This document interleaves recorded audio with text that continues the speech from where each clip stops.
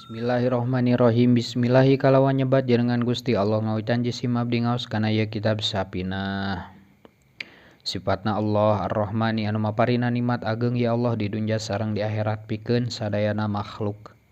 Sifatna Allah deui Ar-Rahim tur anu maparina nikmat ageng ya Allah di akhirat pikeun jalma mukmin wungkul. Dan jadi Gusti Allah mungkin maparina nikmat ageng di akhirat eta mah khusus kangge jalma mukmin nya. Alhamdu ari sadayana jenis puji anu opat lillahi eta tetep kagungan Gusti Allah Rabbil alamin anu mangeranan sadaya alam gitu. Jadi sadayana jenis puji teh eta tetep kagungan Gusti Allah mangkana jadi jalma mah tong hayang kapuji da puji mah kagungan Allah gitu.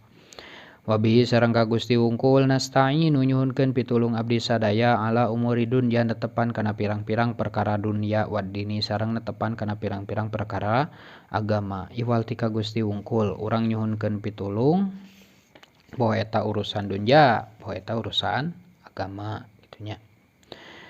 Wasalla sareng muga maparinan rahmat saha Allahu Gusti Allah wasallama sareng muga maparinan kasalamatan Gusti Allah ala sayyidina ka Gusti urang sadayana kajungjunan urang sadayana kadunungan urang sadayana saha Muhammadin nyaeta Kanjeng Nabi Muhammad Muhammadin nyaeta Kanjeng Nabi Muhammad khatimin nabiyina anu janten panutup pirang-pirang nabi. Jadi Kanjeng Nabi Muhammad teh tos jelasnya janten panutup pirang-pirang nabi tah moal aya deui nabi anu kaluar deui nya. Da ieu teh Nabi Muhammad teh tos janten panutup pirang-pirang nabi gitu. Tah tos jelas mangkana lamun aya nu ngaku deui nabi gelo gitu nya sebutkeun we gelo ngaku nabi gitu. Dan nabi anu terakhir mah nyaeta Kanjeng Nabi Muhammad tah kitu nya. Wali sareng ka kulawargina Kanjeng Nabi wa sahbihi sareng ka para sahabatna Kanjeng Nabi ajma'ina tegasna sakabehna. La haula henteu aya daya upaya pikeun ngingkahan maksiat wala quwata jeung henteu aya deui kakuatan pikeun migawe taat ka Gusti Allah illa billahi angin ku pitulungna Gusti Allah al aliyyi anu maha luhur ya Allah al adimi tur anu maha agung ya Allah. Jadi urang mah makhluk anu lemah teu bisa urang ngingkahan maksiat oge teu bisa urang teu aya kakuatan urang teh pikeun migawe taat ka Gusti Allah illa billahi angin ku pitulungna Gusti Allah. Tah urang bisa beunta, bisa lempang, bisa ningali, bisa nguping. Ayeuna bisa salat, bisa sagala rupa teh eta teh kersaning Gusti Allah gitu. Jadi eta teh pitulungna ti Allah gitu. Tah urang mah lamun teu dikersakeun ku Gusti Allah, urang mah moal bisa kumaha-kumaha kitu nya. Urang mah makhluk anu lemah gitu. Paslun ari eta hiji pasal tah ninca kana bab kahijinya aya paslun, paslan, paslin bisa paslun kalimahna kalimah isim dicirian ku tanwin gitu. Arkanul Islami ari pirang-pirang rukun Islam tah. Ari pirang-pirang rukun Islam jadi anu dingaranan ku ngaran rukun teh patokan rukun teh nyaeta ma wajaba ma'an qata'a. Perkara anu wajib sarta narima pegat-pegat benten sareng patokan syarat. Ari patokan syarat mah nyaeta ma wajaba wastamaro perkara anu wajib sarta narima tuluy-tuluy. Nu kumaha atuh ari ngaran ma wajaba ma'an qata'a teh anu disebut rukun teh nu kumaha ke dipayun urang jelaskeun nya. Arkanul Islami ari pirang-pirang rukun Islam khamsatun eta aya 5 jadi rukun Islam teh aya 5. Syahadatun nyaeta kahijina nyaksi kahiji nyaksi syahadat jadi hartina syahadat teh nyaksi nya. An kana ensanya nyana kalakuan sareng tingkah la ilaha eta henteu aya deui pangeran wajib diibadahan ku sabenerna illallahu angin Gusti Allah. Wa anna Muhammadan sareng nyaksi kana yen saenyana Kanjeng Nabi Muhammad teh Rasulullah eta utusanna Gusti Allah gitu. Jadi anu kahiji teh syahadat nyaksikeun nya. Jadi nyaksi ka diri urang sorangan teh bahwa diri urang sorangan teh nyaksikeun ka diri urang ngayakinkeun gitu. Nyaksi ngayakinkeun yen saenyana henteu aya deui pangeran wajib diibadahan ku sabenerna teh walti Allah gitu. jeung ari Kanjeng Nabi Muhammad eta utusan Allah, ta urang teh kudu syahadat nomor kahiji teh nya kitu tah. Wa iqamus sholati jeung kaduana ngadegkeun salat, tah nu kaduana teh urang teh kudu salat nu sabaraha waktu anu 5 waktu nyaeta lohor, asar, magrib, isya jeung subuh kitu tah nu kaduana nya.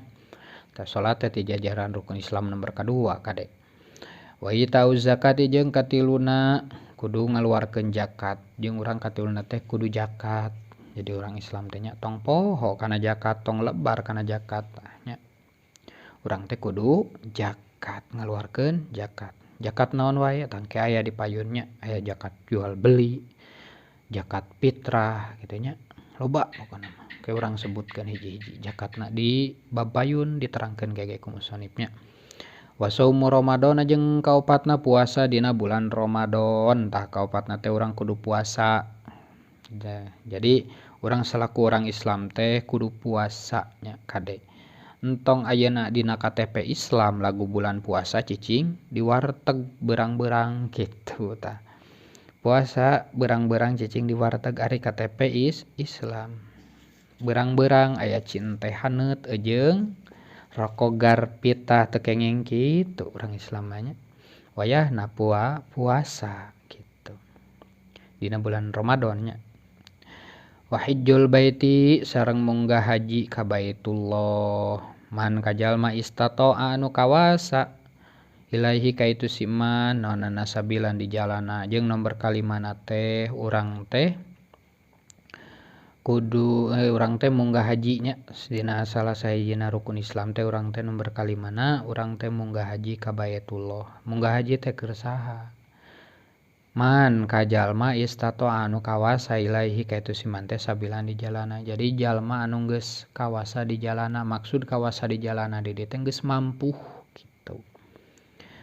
Geus mampu, inditna aya biayana, keur balikna aya biayana. Misal ninggalkeun pamajikan di imah, aya keur ngabiayaan pamajikan di imah ge, tah kudu geus kitu. Ari sakirana can mampu mah, boga keur sakalian indit hungkul misalkeun ari balikna teh bisa.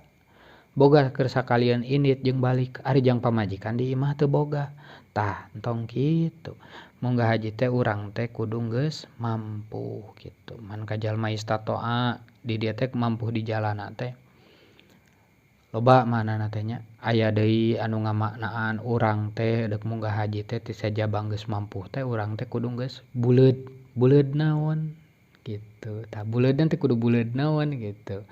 Jadi munggah haji teh lain kur ngudag status, tapi urang teh kudu munggah haji teh anu mabrur teh gitu. Haji anu mabrur teh anu kumaha? Ke urang teh telakeun nya. Tah jadi cek tadi teh ieu teh netelakeun rukun Islam. Nya tah rukun Islam. Cek tadi patokan rukun teh kumaha? Mawajaba ma'an qata'a perkara anu wajib sarta narima pegat-pegat. Jadi maksud rukun di dieu teh ayeuna teu kudu perkara anu wajib di dieu teh nya henteu kudu ayeuna begitu syahadat langsung salat langsung zakat langsung puasa langsung munggah haji. Lain kitu gitu. Maksud rukun mah mawajaba ma'an qata'a perkara wajib serta narima pegat-pegat teh jadi wajib eta perkara teh tapi teu misti dilakonan langsung gitu. Teu misti dilakonan langsung dina pada harita gitu.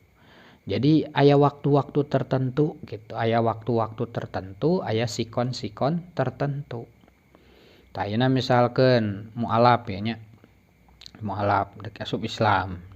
Syahadat jam 8 beurang. Syahadat jam 8 beurang. Tah teu kudu ayeuna lain maksud teu kudu kumaha nya jadi ayeuna nomor kaduana teh salat misalkan jam 8 kudu langsung salat lain kitu gitu. Tah geus syahadat teh otomatis mun jam 8 beurang teh deuk salat ngalakonan salat lohor meureun ke nungguan heula lohor gitu. Kapegat heula jadi ka ieu heula ku waktu lah kitu nya. Jadi geus lohor karek tepan lohor tuluy we ngaluarkeun zakat gitu. Tah meureunan ngaluarkeun zakat teh nah lamun dina zakat fitrah contona nya zakat fitrah meureunan ke kan biasana zakat fitrah mah kumaha bulan puasa sameme Syawal gitu nya. ngeluarkeun zakat fitrah gitu. Tah tuluy we asup kana bulan puasa misalkan. Asup kana bulan puasa karek we puasa dina bulan karek puasa gitu. Jadi henteu kudu dina pada harita maksud mawajib mamangkot teh kitu. Jadi narima pegat-pegat. Tah meureun geus mampu geus boga biayana karek ngalakonan rukun Islam anu nomor kalimana munggah haji ka Baitullah tah kitu nya. Jadi mung sakitu heula. Wabillahi taufiq wal hidayah. Wassalamualaikum warahmatullahi taala wabarakatuh.